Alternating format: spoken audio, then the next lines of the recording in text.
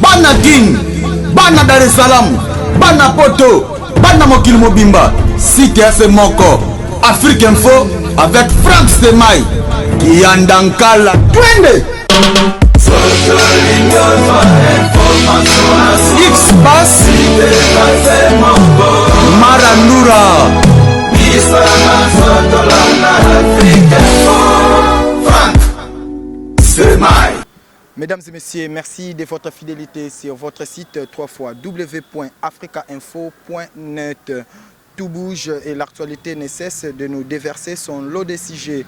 Déjà, Ferregola, Tomoni Bongo, sortie médiatique nae ou soit naba médias internationaux. Ferregola, vraiment très excellent. Vraiment, na 4 émissions au Borozo, vraiment analyse par rapport il y a intervention, il y a Ferregola na médias internationaux. Et sans oublier aussi Fali Poupa Clip Ninja, te sentir vraiment qualité à clip, aussi qualité il y a image. Torolo Belango na émission, sans oublier affaire Vincent Chiluizi qui bat son plein partout ailleurs. Toro Mekaomke Kolo Belango na émission. Mesdames et messieurs, sur ce plateau, Frank Stemai, à qui je dis bonjour Frank Stemai. Bonjour président Rigel Bonté. Rigel Wassiso en Kalambote. Pour comment président Foulongola, Bato Belé Baebisenga, Moni Moussatu Sale Sengafo, ce moutonga c'est le système fait dans la facilité. C'est-à-dire qu'il y a bien non comme Rigel na suke la boye, gatu na rasus pour bisuto plus na bato bazanga osa sur surprise. Abagi non fatchaka pena comme no me pose on a salé surprise, amonika mbala mona WhatsApp na code na montant na marambutu. Donc les amambos Alain Dinam de 50 ngona na Fabrice Nteka le boss américain. Mais ce n'est pas aussi mauvais, sauf que le président Reagan a hérité des combos, c'est-à-dire à un certain moment, mon père, Azaki na moi combo nae, Barta Wassiswa, mais tant que ampleur dans les années 80, le président Reagan a bimé les États-Unis avec ampleur nae, Ngana Botami, non, celui-ci c'est le président. Donc, to hérité kaka, combo, ou soit surnom au papa Pesaki, mais prénom Eza Reagan aussi. Wassiswa, c'est vraiment mon nom. Ezo Salanango bien, ça ne dérange pas. Alain Dynamo, l'homme aux surprises agréables. Toyo qui vraiment ça dit Bogart, Tina Poche, Frank Stemai, Ferregola, sorti na ba médias internationaux, prestations à Ferregola, ou soit ba intervention à Ferregola, au sentir Yango Ndengeni. Bravo l'artiste, bravo l'artiste.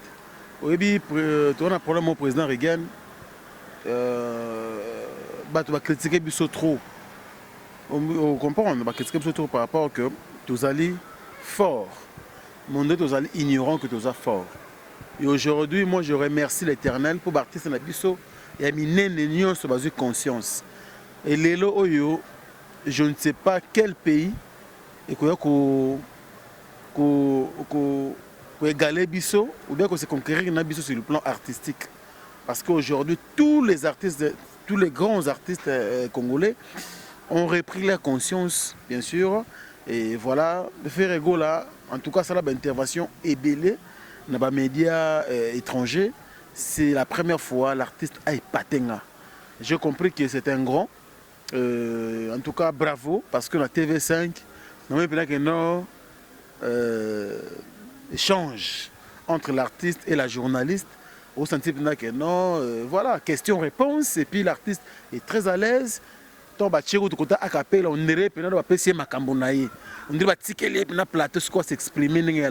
il s'est senti à l'aise dans son monde. Il était vraiment comme un poisson dans l'eau. Vraiment, ce que je peux dire à l'embaté, à continuer à affronter les médias. Tu sais, président Reagan, on a toujours pas si tant où négativement. Parce que au monde, il y a un vrai ambassadeur. Il y a Mboka, ou d'un pays quelconque, ou d'une nation, ils ont la peine à politicien. Ils ont la artiste, n'a pas footballeur. Vous comprenez? Parce que bon, ramener la coupe. Mboka cause, par exemple, je peux dire, Mboka Morobo, je prends par exemple accrochage à États-Unis, na Corée du Nord par exemple. Diplomatiquement, on a un accrochage, mais non artistiquement. Parce que Corée a bêta, on peut Gangnam Star, les États-Unis, ça a succès. Donc, côté politique ils ont marché, mais artistiquement coréen a bien ici américain. Oui, bien sûr, donc les vrais ambassadeurs, ce sont des artistes et des footballeurs. Il faut topper ça honneur et belé. Parce que et aujourd'hui, on dirait que ce qu'on a au Congo, c'est le contraire. C'est le contraire. Tant que Mundele, à mon monde na matananzete et que à Katani, il y a yeko chama bogo boy. Mais biso soki muninga zo matananzete to kange na luketu. C'est ça la différence. Donc c'est comme ça dans tous les domaines de notre pays, mais biso baoyo, bien que critiqué, bien que finga to kolembate. To continuer au ça la boyer parce que en tout cas l'artiste moi personnellement m'a beaucoup épaté. Accoutrement côté de côté entre longo là pour des nuances, c'est-à-dire côté on le cap niveau côté chant c'est comme un poisson dans l'eau, mais aujourd'hui il a tenu les plateaux ça dit que non, j'étais vraiment merveilleux et c'est comme ça qu'on veut pour tous nos artistes et musiciens. Oh le lo ça la honneur en boka na biso.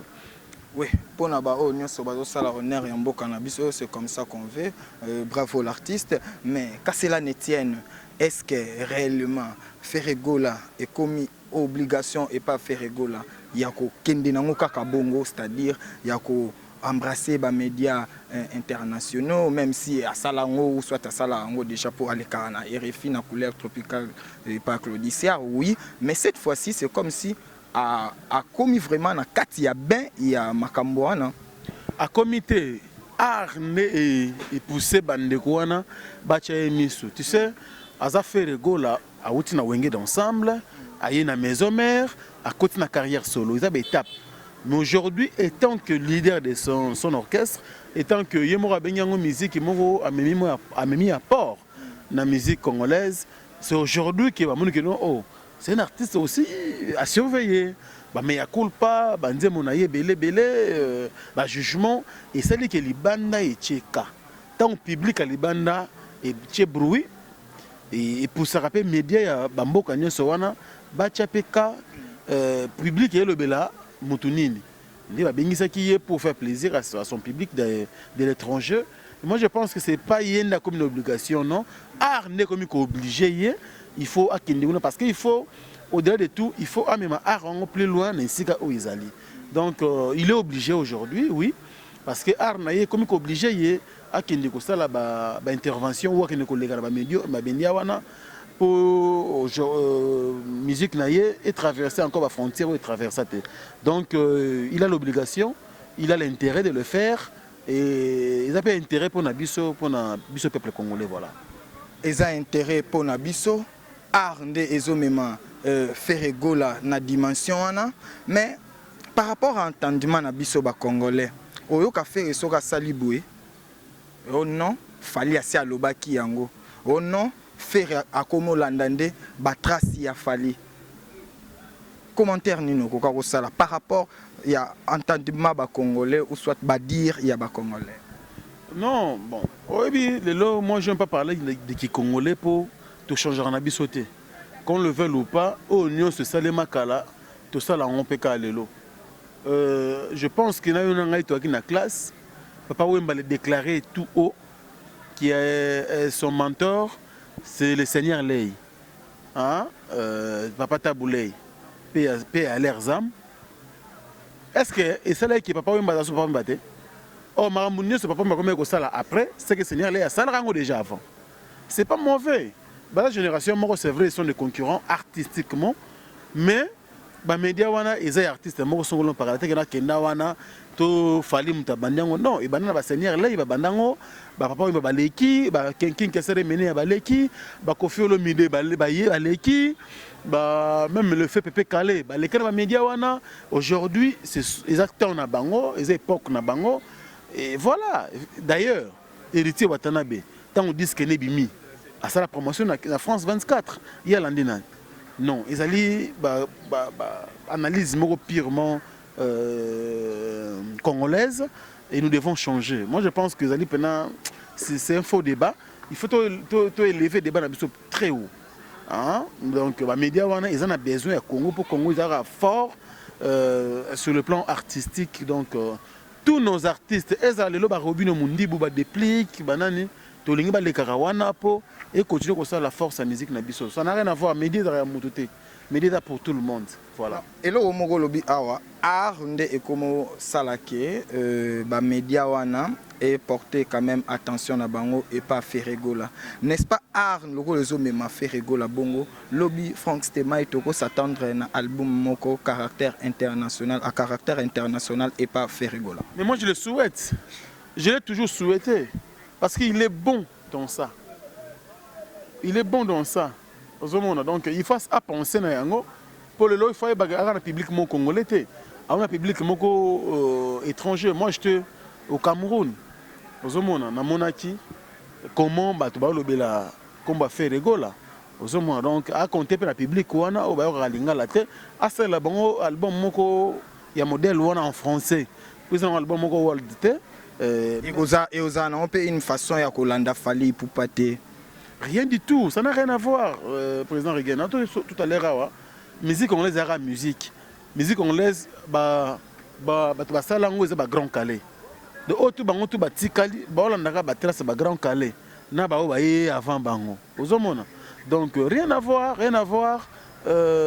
ezali normal musicien il faut à élargir bien sûr espace de travail donc ils ont public il est encore jeune il a beaucoup à nous donner il a du talent il a l'art en lui donc voilà à continuer toko lenga des ara pona biso moko za la local non na minute yo musique na osala comme memaye ya keneka na musique zo memela yo wana kolanda mutu pas moi je pense que ça la musique mon côté ça la ndenge mode chacun a sa façon de voir les choses donc voilà quoi donc à ça la ngona ndenge osala la ngona po à ça les featuring on a Victoria Kimani hein Kenyan wana je pense à Kenyan ba yemba tucheze voilà. Donc moi je pense qu'elle en a mon tout est. Ils ont musique internationale parce que à ça les featuring na une étrangère. Voilà donc ça c'est quand même un changement culturel. Na ba Kenya peut qui est bien. Donc voilà donc moi je pense que c'est ça. À Kenya bongo la polémique moi vraiment polémique la musique aussi la raté oui mais bango artiste va se focaliser plus dans mon bango qui n'a pas polémique. Mesdames et messieurs, sur ce plateau, Frank Stemai, le responsable du site www.africainfo, avec qui nous sommes en train d'analyser tous ces sujets qui sont pleins partout ailleurs. Déjà, je dis un heureux anniversaire anticipatif à la première dame de Lausanne, Mère Siko, il y a Gobelisha, parents, il y a Ridge, Andy Louawa, un enfant pas comme les autres, et sans oublier mon vieux Caps, Kinkela, vieux Caps Kinkela, Masolo toujours, Ndenge Ezalaka, aussi à Ebos, Ngwangwata, Masolo toujours, Eza Carré, aussi à Chinambenza, un jour à Kozua, Masolo toujours, Eza c'est bon, Frank Stemai, Eloronini Ferregola, Akokaki Kobakisa, par rapport à la prestation au Santaki ou soit une sortie médiatique internationale plutôt. Bon, s'il faut dire une chose, il y a une question. Oui, on peut falloir pour pas, je pense que l'artiste est belé. Ils allaient par rapport à la situation politique en Boranabiso.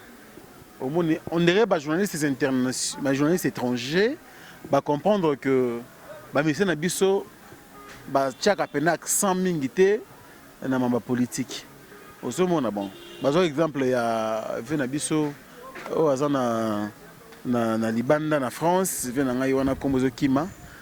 Lokwa Kanza? Non, Lokwa Kanza il y a Ivoirien boy. Ivoirien. Voilà. Son nom viendra. Chicken Chafakoli. Voilà. Chicken Chafakoli. Donc moi je pense que exemple besoin qui wana surtout taper na Côte d'Ivoire wana et bah monsieur basé belé mais je pense que c'est le seul donc à peine à Congo bah musicien basé engagé basali donc on est bien artiste engagé donc côté wana bah je ne sais pas comment on doit sentir on doit musicien na biso basé pena na basé na regardant vers la politique té par rapport à la situation politique ça ou le kanambo na biso bon on a mon que non quelque part ils allaient moins défaillance côté artiste musicien na biso. Il faut baser dans moi sagesse pour répondre à la question pour question les autres en aller souhaiter. On a interprété l'artiste aussi ata basali semblant ya ko s'échapper na politique ezolanda bango toujours preuve année ba frapper maison Schengen d'où bango baza ba vrai client dirais-je ba voyager en tout moment, c'est-à-dire maison Schengen déjà baza qui ba bénéficiaire, d'où confrontation ou bras de fer entre Belgique et RDC, bisognon sona bango te tomber ba victime. Donc bakoka ko boya politique, mais politique et en attend toujours ya kolanda bango. Justement, on a tout le base à moi politique, base à moi na moi politique, moi répondre à ma question. On a pour ce qu'il faut dire, il faut dire une chose. Bazali, na tout à l'heure on a début, qui ce sont les vrais ambassadeurs. Bango, c'est-à-dire que les artistes et musiciens, on a des footballeurs. Bango est un vrai ambassadeur. Pour attendre les deux pays, politiquement, mais artistiquement ou sportivement, c'est-à-dire que les liens à la rakaka. Donc, bangonde bazape ba ide biso batala côté mona awa biso ezala toujours Rwanda RDC moi likambuboye toyokana te mais tout mona isugira joueur rwandais a évolué na pas mal na kin avec club donc na côté wana vraiment ceux qui talent ezanango et créer un problème. Voilà, merci beaucoup. Moi je pense que c'est la réponse. Mais un peu revoir à côté wana mais pour le reste après ça qui est bien. Il était très à l'aise sur le plateau, et voilà, il nous a épaté, c'était bien. Parlons un peu de ces clips qui battent son plein partout ailleurs. Nabi qui est vraiment tout ça qui ma réaction ici et là. Non, il faut quand même tout le bilango. Là, je cite le président Franklin Maboussi. Président Franklin Maboussi, Yabeti Maboussi, c'est-à-dire allemand noir. Il est vraiment un big clip, il a fallu Nidja, donc impeccable qualité. Kitoko, je sais pas, Moussala ou Ndenge comme Moussala Mela, c'est-à-dire musique congolaise, ils ont sous musique à ghetto. Ils ont rappelé à ghetto, ils ont mal interprété. Vous comprenez, aujourd'hui, total, on est lire à Internet. Vendredi à 20h, à 18h, on va boire le logo, biso malamoto la nango. Vous comprenez, baraning est ambolara. Président Reagan a mis sur notre sens qui n'a habité pays ni d'Afrique et qu'on mécanisme qu'on tient mon na RDC. Oui, il faut mon Nigeria, bango bazan appui à gouvernement. Bon, émission monde ça là awa, bah tu vas comprendre rabiso mal. Na lo bagel loko moko. Ba Nigérian, ba na facilité parce que gouvernement na bango tchaka mbongo pour la musique na bango. Culture en général, même ba tout la film nigérian. Ozomona, ils a rappelé gouvernement monte tchaka mbongo pour la industrie culturelle, voilà ce que je voulais dire. Mais na mboko na biso industrie culturelle elle a raté. Nos musiciens se battent par leur propre effort. Ils vont atteindre un niveau sans pourtant c'est la management. C'est-à-dire que ceux qui sont sous industrie culturelle, tu sais, Nigériens ne font pas de il y a des Congolais qui m'ont contredit, oh non Franck, tu es fou, parce que les Nigériens ont comme musique. Justement, musique. Mais je te donne un exemple. DJ Arafat, Abetaki na Salo Zénith. Non, pas LSC. Oui, je pense à LSC. Je te dis, Salouana, Isaiah Batumingité. Mais ça n'a pas plus de 200 personnes. LSC. Vous comprenez, aujourd'hui, j'ai un abisso moro à Nigeria, à Meraki, Temba Beta Bercy. Non, Zénith de Paris. Il qui est même pas un quart à battre, il y a ça dans le Bayaki. Mais tout ce Congolais, le phénomène combattu par Betawana. À chaque fois Congolais Betawana, même à l'époque, même, Tonia, tout ça, à peine. Beta concert de revoir dans Olympe de Paris. Vu un épisode de Mingiz. Bien que Tonia raté, mais Beta concert de revoir dans Olympe de Paris. Premier voyage, il y a Wenge Tonia. Tout blague dans la musique congolaise, vous comprenez? Artiste Nini à Congo, à Meka, même monstre d'amour Félix Oisé quoi. Ami Betisa Yemoko, sans producteur. Et Tonna. Zénith, et Tonna. Olympia de Paris, pardon. Atarba, Bluma Bambodi Boy. Dolce Gabbana. Et Tonna. Viena Kofi Olomide a pesa babia pièce wana. Voilà mon bango. Cela justifie que la musique na biso eza makasi. Ba Nigériens ba komisa lelo na biso bien que ba moyen ba tcheli bango. Mais sur le plan live, Robert Tata ba sala ba showcase, ba semi live. nde babetaka ba Davido et consort so tchele pena bo instrument na sima nde so betaka boy ba chanter batana mi yayemba ba kunda et. Alors Franck Stemai, qu'est-ce que tu trouves de bon? C'est pour dire quoi que notre musique est toujours forte. C'est comme lelo. Zom toura fali ipupa. Azana appui mon côté à gouvernement. Azana management ya makasité na mboka na ye. Oh ya outil. Il se bat seul à atteindre que ça la future na Arkeli. Obi, c'est un artiste convoité par tous les Africains. Ne t'en fais pas. C'est Arkeli là, c'est le king des États-Unis. Anopesa Michael Jackson Banzembo. To bukanate. Oh Michael Jackson est le king of pop. Ça veut dire que planète, artiste planétaire. Joanna, Bossane clip. Et puis, on a clip, on sent que Joyo, n'arrête un clip, alors ça a été on dirait Moutoumou Boye, manager ne va négocier à quitter. Ça veut dire qu'il se sent dedans. Donc, lui, c'est moi, lui, c'est mon pote. C'est un artiste comme moi, c'est mon collègue. Parce que ma future monsieur a bongo. Et ça l'a mis entre managers. Et ça l'a mis en ligne, dans le site internet. Si on a un clip, il y a passé na quoi, il y a passé na quoi, il y a monté. Mais on a un clip, les deux artistes sentent dedans. Non, il faut encourager. Il faut encourager, faut tous abattre. Ce qui est vrai, bon, pas si, pour n'importe quoi biso. Au moins, biso, tu as toujours motivé quand ça ne marche pas. Hein? Quand ça ne marche pas, on rappelle que non, tout le monde est là. Mais quand ça marche, on ne sait pas dire bravo. C'est ça le mal chez nous les Congolais. Mais, biso to rolembate, to continue à mettre là-bas beaucoup. Bravo l'artiste. Est-ce que clip wana a inspiré quelque chose? Inspirant quelque chose, ça veut dire quoi? Inspirant quelque chose, moi je ne crois pas, mais seulement que oui, inspirant confiance, inspirant confiance, inspirant confiance que on est encore là. Papa Wemba Koufi a tika biso, paix à son âme. Lelo oyo to le laté parce qu'il y a des falis pour pas. King Kester mené à Kenda tika biso, Seigneur le a tika biso, ba papa na biso ba Pepe Kale ba Kenda, ba Ferego la bazali. On sent que ba héritier Watabaza, on sent que Lelo to la baissé braté. Et aujourd'hui, dis-moi ce qui Lelo clip wana par exemple Nidja, ezoleka. La qualité dans le Zaleli, n'a pas contesté. Vous comprenez? Ils sont en Côte d'Ivoire, ils sont là, tout le monde va. Parlons respect entre artistes.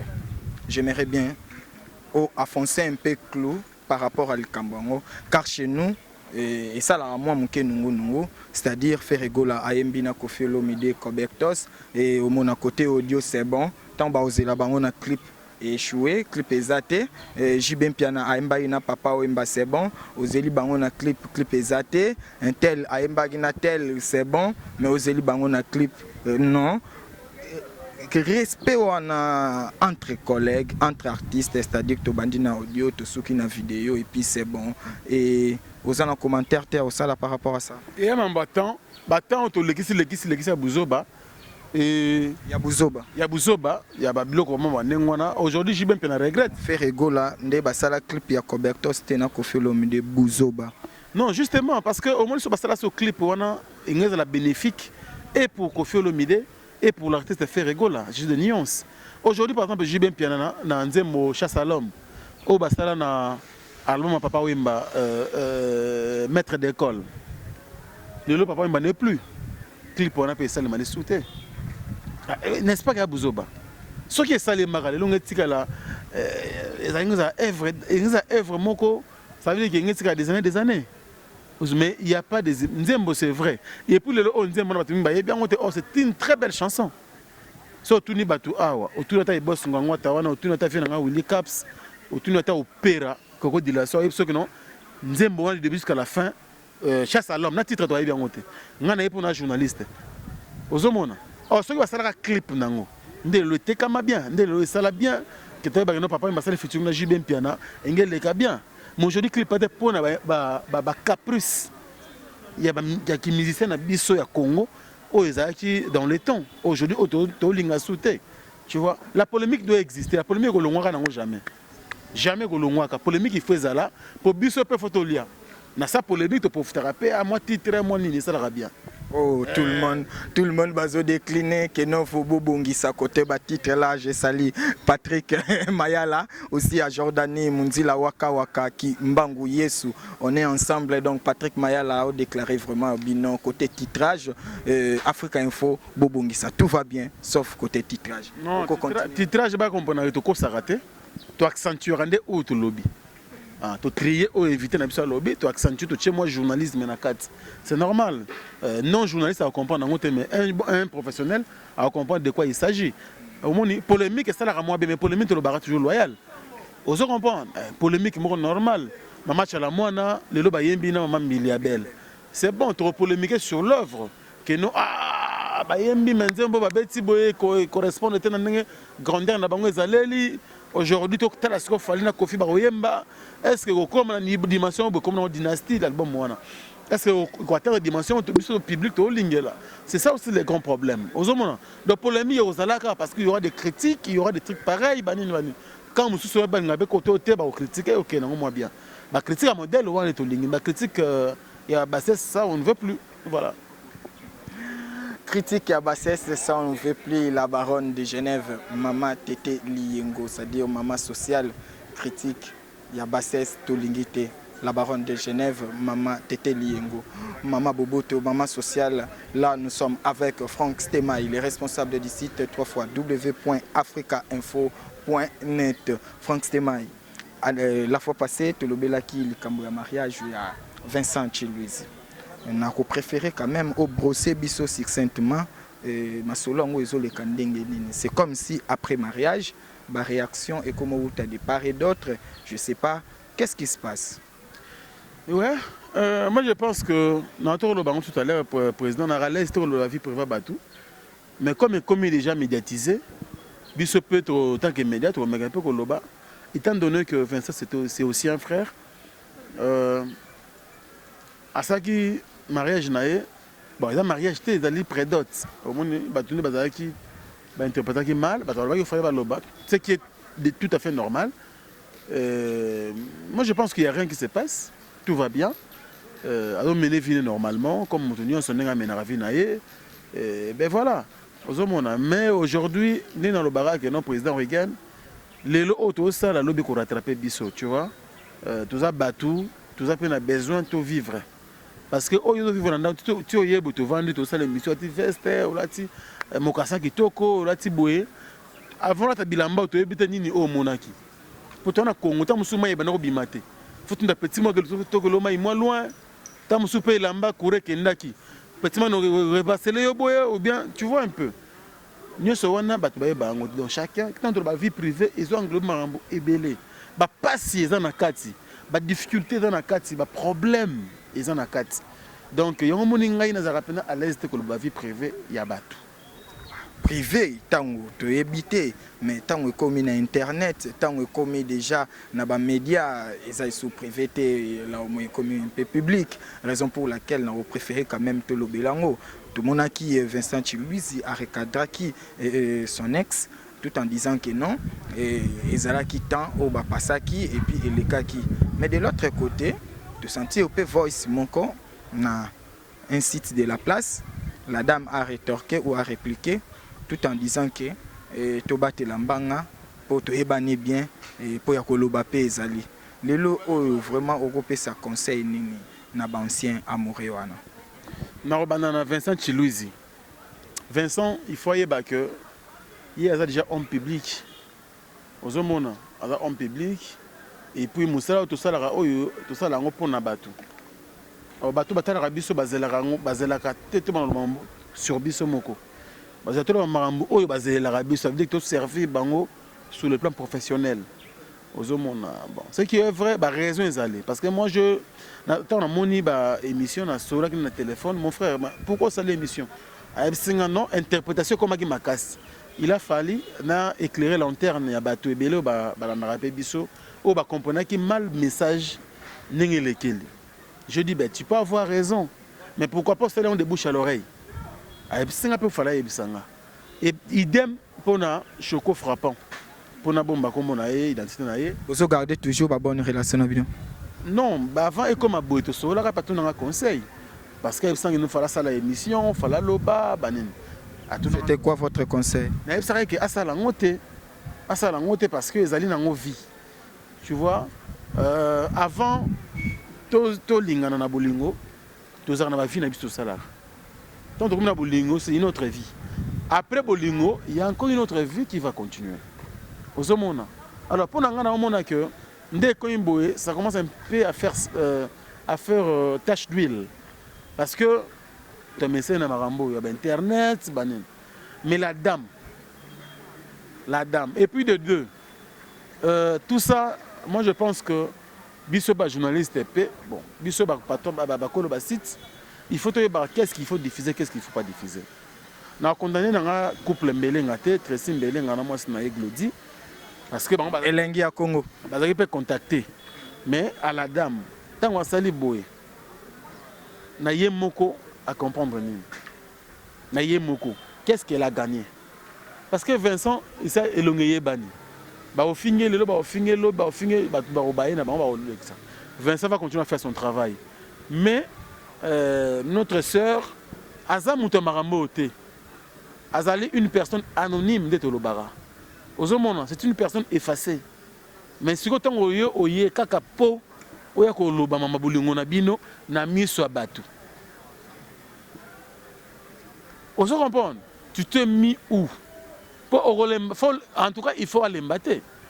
Donc, Vincent Chilouzi sera sali vidéo. Elle sera obligée. Il n'est pas ça là. Vincent Sali, il y a sali. Vincent Sali, il n'est pas sali. Au moins, ceux que non, nous est caché et nous tous avons des problèmes. On a le même problème dans la moitié de poto. Vous comprenez? Mais le problème est que nous avons mis sur la batute. Tu as rappelé, il y a danger, et comme le problème est grave, je n'ai conseil. Mes grands frères, je me vieux, je me bateau, je rappelle que je suis en kin et en poto. Na consulté bango avi na caps ta lisolo ningeza ve na ngai Roger Kinkane ta lisolo ningeza ba so petit ke na ngobo ke na e boss ngwangwata voilà bango tu ba boss wana ba master musu bazali to kenana bango na ndenge mobo ya ba na tuna bango conseil ces derniers temps na o mona pe mingi pe dilaso opéra. Non mais c'est la famille yo tala oza bandalungwa bosaka na musu te na nga faute tant boza bien bandalungwa tant bobebani. On comprend. Donc, dans la blague était président Reagan, Nazaraki tellement écœureux, Nazaraki mal à l'aise hier la nuit, parce que Yoyebi, tant que l'eau est côté boya, t'as la moutunayo, t'as la boy. Même Ngamon a commencé, Nalalaki presque 3 h du matin. Pour répondre aux gens qui zaboy. Tout ça, ça ne fait pas du bien. Moi, je pense que nous conseillé de moi aussi. Elle reste pardon, notre sœur. Ozomona ponga na yebaki anoyakin tonoza naye toyinaete po yena Vincent bakaboni. Non. La vie continue. L'homme na ko na Londres boye aoyambanga. Et le point la ligne entre yena Vincent et la bongo. Pone ko imboye ko ya bota baranki na makasi. Et ko longa bango mbale komi ba master. Et longa ba master komi ba famille. Et longa ba famille komi tamusu ya ba ex mobile de kala. Alors, ça ne fait pas du bien, nous sommes comme Mabé. Pour signaler même le Lopé et Longwe, il y a Bangompe comme il y a site. C'est comme si ça brille entre la voix du peuple et Elengia Congo qui va diffuser qui voice il y a choco frappant. Bon, on limite comme un niveau, on a pas ils ont un moment professionnel, on a une gravité, mais tout le bolingo, au moins bolingo même yo président Reagan a dit que ils ont pas contact na yo, ils ont pas vie na yo, au début même ngagouta musu na éviter. Na besoin de côté pendant des dents tepo et là normal tous aranayo mais tant que comme il faut montrer un montage bien sauf si vous avez besoin de conseils de participer et il faut la bonne en tout cas ndeko bantura sœur na biso choco frappant à Londres ba pese conseil à ça la ce bon côté parce que ils ont un peu l'eau moko oyo ça fait pas du bien voilà bien que c'est défoulé mais allo abimisi penyo sa moté maintenant on dirait ce que moi je senti. Donc, on dirait qu'il y a une réserve caca. Et puis tout ça, tant que combat Didier Masuki par exemple, on le peut se moto entre Vincent Didier Masuki, tu vois, chaîne de comme Kende.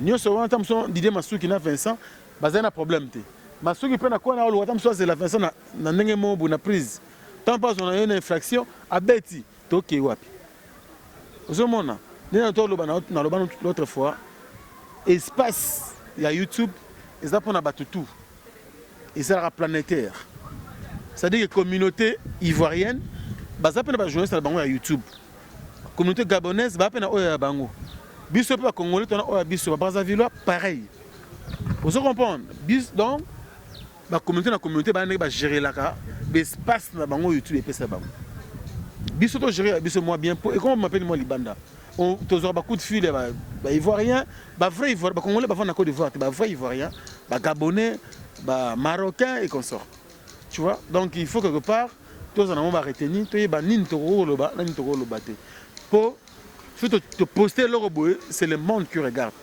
et ça biso communauté karaté c'est le monde qui regarde bien to loba biso lingala mais to ba te bilo ba se perdre lingala tellement dans la langue mo bien ba ko ko ba ye ko lango et toi on va découvrir à chaque fois que tu postes ta cara bêtise nos vies privées yeb sans zo ke na biso wapi vraiment nako que ça tardait mingi na dossier wana te seulement qu'il faut na produire ko ba conseil ce n'est pas important na ser na biso pour ceux qui faut le Nya Congo bango ba sali kaka ba contacter bango bon ba gérer ne ba gérer là on va diffuser j'aurais appris aussi que ba si tu me sois contacté ba boya ko diffuser toté la peut-être me le na poko na lobby okuna est-ce que ba diffuser pas karaté aux monde donc c'est à la bon et c'est elle passe pour la victime notre sœur mais na bango mbalé muto a raison azati pour ça tout ni Vincent a peut ça raison so tout ni yepé choko frappe a peut ça raison muto a raison até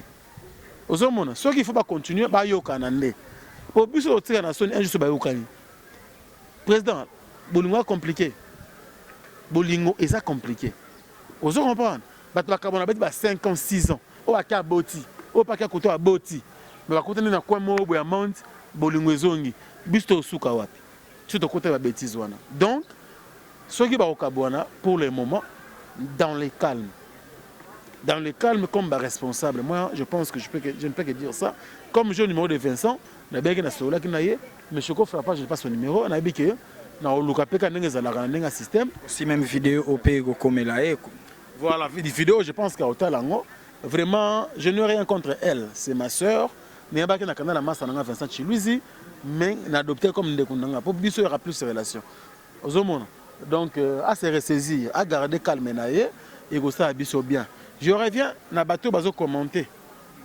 encore il faut de plus oh non bo poussa ozui OK olinga mobali na kin botiki mibali na bino ya poto quelle discrimination ozo comprendre non ba discours wana nga otelemela ngo tina suka po suka sota suka be France na ko mona poto donc bati ina na kin na ko linga so mo pardon na mikili so na bati ina ne na linga so mo na kin pour na mona poto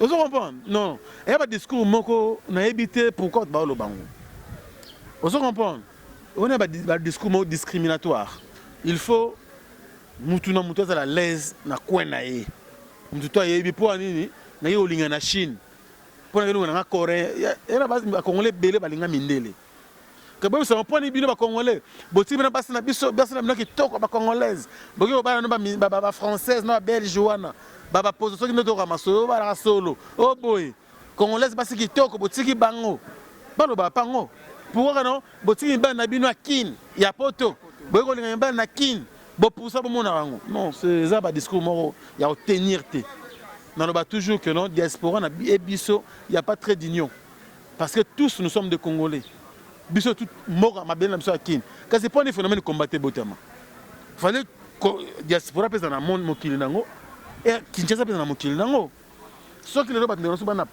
poto bazo bundela awa po ba yebike oyo nde makambo awa nde base alors mutu tuna vie na ye atotonga bandaku son otonga ba immeuble otonga biloko danger mais suka nango so ba parents balaka na ndako ba parcelle familiale o demander ka jeep OK hôtel ba parents na yo o ba teno wane komi ndako kala ngana ba vile na koto non donc atoke wapi mabele na yo ezawa Donc tout ce qui a coûté na elo moi mabe a ozonga na source pour se ressourcer.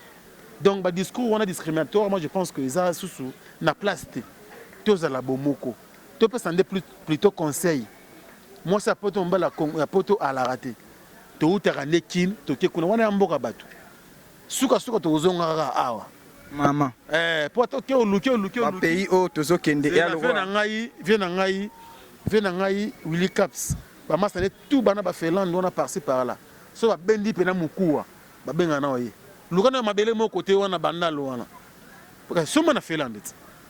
Pour yokoma kuna. No ba osomba awa. Pour awa de base. Donc la moi to mbali so amoni kuna bolingo esimba te akozonga awa. Ayo créer mo bolingo ne mo ba na ngwa zéro. Si ba kena musika. Vous comprenez? Bolingo na frontière, te l'amour n'a pas de frontière. Et puis bolingo pe né dans l'autre fois. Ils arrivent à battre balai. Quand ça marche, on avance. Quand ça ne marche pas, on s'arrête et puis on se sépare. Les Arabes. Donc voilà un peu. Le discours, on a des commentaires. Si le bande de Limbisanga, Ingai, Narolinga na poto, Ngani Nazabo, Narolinga na poto pour Bazaba congolaise. Et puis Narolinga jamais ivoirienne. Sont tous les africaines. Nazana na problème na bangote, mais au moins je me sens en l'aise. Nazana de congolaise. Pour moi, quand le président, tout le monde va bien. Et ça n'a pas si, il y a qui ça, mais il y a bien. Bazali. Bah, on peut marcher, Bazali. N'importe où, ils ont marché bien, Bazali. Bah, on peut marcher, Bazali. Donc, on ne jamais la carrière, Baninga Moussou, pour tout le monde au salaire, on critiquer, ce n'est pas bien. Tu peux ça plutôt un conseil, ça va nous arranger tous. Franck Stemay, nous sommes vraiment à la fin de notre entretien. J'aimerais bien, aussi, ça n'a dernier mot. Oyo eko arrangé yo, mais quand même na olinga question oyo o répondre en kaka comme esa question fermée o répondre na oui ou non, comme ça à la prochaine tokozwa temps ya koke na ba détail na habité ce ko accorder ngai. Oui. Alors Franck Stemay tozui ba voice ya batebele balobi yo Franck Stemay, Jazz Kavulu, Vincent Chiluizi via l'émission Tribunal, Bokomi Koboma, Internet, Bokomi Kokabola, Bartiste Nabiso, Bokomi Nabakan, Yab artiste, Bokomi Kopona, je sais pas, ou vrai ou faux. Bon, s'il faut répondre à vrai ou faux, moi je pense que vous allez trop sec. Et ça la beauté, à la prochaine, Tozongelang. Faux. Merci mesdames et messieurs, c'était bien là Franck Stemay Dissouka, les responsables du site www.africainfo.net. Si vraiment entretien na biso to bandak bongo na sortie médiatique internationale, il y a Ferregola aussi to parler sur clip Nidja, il y a Fali Ipupa toke na ngope na actualité il y a Vincent Chiluizi oyo tozo continuer toujours ko sentir bah souci bah te belé bazo commenter, mais quand même conseil il y a Franck Stemay nabike et salut bien Franck Stemay, dernier mot et pourquoi pas bah remerciement na bato nyoso bah soutenir rayo. Dernier mot, président Regan dans le bakeno bandeko ba aider biso kaka ba aider biso batika mamba au sale biso bien té. Nous sommes tous congolais, nous sommes tous plus zaïrois dans le bandengo wana parce que to botami na époque à Zaïre. Non, bah qui peut changer bisoté là n'a quoi embrasser car la politique. Je m'engage, je suis président de la République et mon galobi 17 ans à Koki Kolongo la bis ko changer biso ba mentalité té ya bazaïrois, c'est-à-dire d'être comme ba congolais jusqu'à maintenant le roi va changer tout ça ka bazaïrois. Toi bazaïrois c'est pas grave. Donc dans le baboyé tous en abolingo entre biso. Tous en abolingo entre biso parce que nous sommes tous nous avons tous le même sang. Donc tous en nengwana gosa biso vrai bien et puis netsinga côté mwana ba lo bawana ngai na je me retrouve dedans. Je me retrouve dedans pour en tout cas sans poto ngalo bango nous sommes nuls. Sans poto et simbate donc biso tous avons ba intérêt ya ko protéger diaspora na biso congolaise et voilà quoi donc to lingana entre biso il gosa biso vrai bien. Na honesto lobby à ceux qui me rebettent ba ko balimbisa il gosa biso vrai bien et puis merci l'opportunité pour le président Regan na bandego tout batali biso za la jazz surtout Jazz Kavulu moi je pense que aza peine ba retenir na marambo parce que tous a plus biso no so tous a musala moko ça dit que la confrérie oblige hein la confrérie oblige tous en amont un système où ça la biso bien to pesa bato mambo bango bazela et non babiloko ils ont engagé ba vie na biso personnel et ça biso vrai bien merci na yo merci na merci ko bientôt déjà c'est 10 février elle va souffler ce qui 57e bougie naie merci ko ya Gobelisha voilà merci ko merci maman merci parce que vous allez papa maman au porter biso à cœur et na papa na biso Gobelisha moi na biso Ridge Andi Luwawa pour na à ça la rabo tu comprends te ba comment critiquer mère au non mère boy po a fula ka Ridge bana ba belé non ceux qui au boti bana 10 et que moko a botami na malformation il faut que pesa mona bolingo ko leka bana o bazam normal parce que mona na se sentir les étés ils ont la rare na ba famille na biso boti mona za na handicap tout le monde que mona wana comme un peu négligé merci quoi ça le contraire aux hommes a foula ka mona o abotama na handicap pour se sentir aussi dans la société kaza utile aux hommes donc ba interpréter mal tepona merci ko moi j'encourage et je soutiens sa démarche ninga kena maramba famille na la famille na kota te mais au moins le va expliquer ngai que na Suisse automako loba ono yemo sala mona bongo yango acha bo ka mingi na ba musicien na ba journaliste Ridge Andi Luwawa azali mona oyo azali kola bana nyonso ozomona bana musu baza bien batanga baza bana kitoko Ridge aza bon akomisa ye frère na biso pour Ridge pas to sona téléphone na Ridge ozomona bana musu ya classe Ridge ana ndako donc moi je pense que bande ba congolais motema wa to longolango ezali démarche moi kitoko et d'ailleurs c'est encourageux au peut moni que na boti mona malfuma ko boa keta que non mona wana zananda ko bimarate ala tabila mabe non mona beta ba yoji abeta bilamba cher tout Ridge la ta koleka ba ba bilamba lokola batu nyonso mukili c'est comme ça ndakenda en tout cas merci ko na fait na biso Gobelisha merci na ndenge besoin d'initiative kitoko et pourquoi pas aussi j'insiste sur Fabrice Nteka les boss américains il y a très mystique Fabrice Nteka les boss américains moninga ya papi mamale motema ya mirna abotele biso bébé bravo et puis pourquoi pas aussi venangai Gauthier mascotte na PCP mbote et puis venangai Lexica Slayton aza un peu malade mais nzambe ya ko akosunga ekoleka nango bien pour que Afrique et bika Afrique mingi mambo ya la. Et puis nous sommes pratiquement vraiment à la fin. Je crois bien que VCAPS Kinkela a OCP là vraiment ce qui Amina overdose. Abimi, j'aimerais bien écouter pana.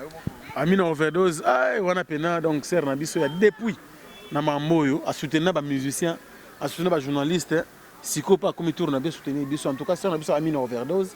En tout cas merci pour tous les messages et pas na fait na biso Willy Caps. Oza toujours awa to bossa na ko jamais ozali mère aninti mambote depuis Londres mère aninti mambote na pesio mbote bango ba soutenir na rapena makambo ko yate Alain Dinamo mo surprise agréable et pourquoi pas aussi Loris la congolaise Malolo Blandine Landu bébé goût motema ya Prince Makula yemo ya ebisika bazali donc voilà ngana komi na suka na pesi mbote na motona Blanchard Kabanga bien que netika netité Blanchard Kabanga na yebi ezalaka ndenge wana mpona kosukisa fe na ngai na bureau e boss ngwata mobali ya pembe kitoko et puis fe na ngai Willy Caps Didier Atenda vient na biso Didier Atenda merci beaucoup fe na ngai Roger Kinkani ser na biso Magi Kilolo Kinkani depuis London na pesi mbote ya trop et puis mutu na ngai opérationnel Coco Dilasso et puis fe na ngai Willy Caps Kinkela Tokos. Mesdames et messieurs, c'était bien là Franck Stemaille. Merci pour votre fidélité. Là, j'ai dit un grand merci à mon beauf depuis Paris. Il s'appelle Jacques Pombo. Mon vieux Masolo Yango, centralisation de Paris, la maman de Wivina, Chloé et celui qu'on appelle Yvon Preston. Aussi à ma maman, Mami Amba Bosenge. Masolo toujours Yango, Ornella Munzila depuis Paris. Mes bébés, Oran et Eden Bart. Masolo est toujours carré. Et sans oublier celui qu'on appelle Joël Kandalux. Le luxe a un nom. Depuis Londres, Joël Kandalux, le luxe a un nom. Aussi à Sergino Munzila, il y a Lorraine Chika Munzila. Mes parents, il y a Frislo et Gluck. Donc on est ensemble. Président Franklin Maboussi. Masolo toujours Ndenge Zalaka, Yabeti Maboussi, la baronne de Genève, Mama Tete Liengo. Aussi à la Mégane, Mégane Kabasele, Nazo la barbecue le 23 Naebike et Kozala vraiment bien. Mégane Kabasele, rendez-vous le 23 février. D'ici là, portez-vous bien. Au revoir. Bana Guine, Bana Dar es Salaam, Bana Poto, Bana Mokil Mobimba, Cité à Moko, Afrique Info avec Franck Semaï, Kiandankala, Twende.